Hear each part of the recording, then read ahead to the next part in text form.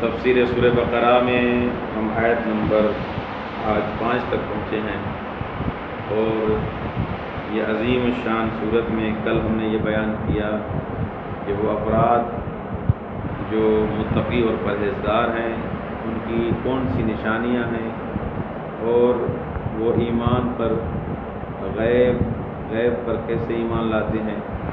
تو اس حساب سے گفتگو کی گئی کہ وہی متقی اور پرہیزگار ہو سکتا ہے جو غیب پر ایمان لائے۔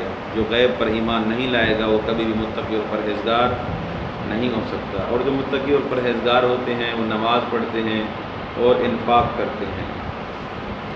آج کی جو آیت ہے اولئک علی ھدی من ربہم واولئک ھم المفلحون،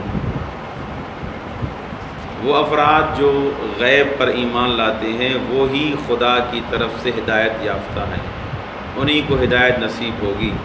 یعنی خدا کو نہ دیکھتے ہوئے بھی ایمان لائیں، قیامت کو انہوں نے دیکھا نہیں ہے پھر بھی ایمان لا رہے ہیں، امام زمانہ کو انہوں نے دیکھا نہیں ہے پھر بھی ایمان لا رہے ہیں۔ اولئک علی ھدی من ربہم، یہی افراد ہدایت یافتہ ہیں، انہی کو ہدایت ملے گی۔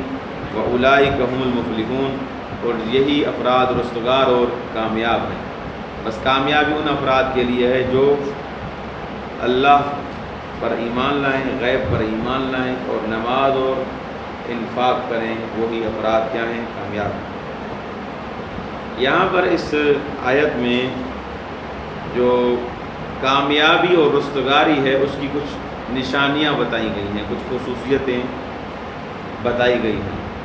نمبر 1، جو انسان کامیاب ہوتا ہے اس کی پہلی نشانی یہ ہے کہ وہ جامعہ یعنی کلچر میں اور معاشرے میں جو برائیاں ہوتی ہیں اس کے سامنے کھڑا ہو جاتا ہے۔ یعنی ایسے نہیں ہوتا کہ اگر معاشرے میں کوئی برائی ہو رہی ہے یہ بھی ان کے ساتھ مل جاتا ہے۔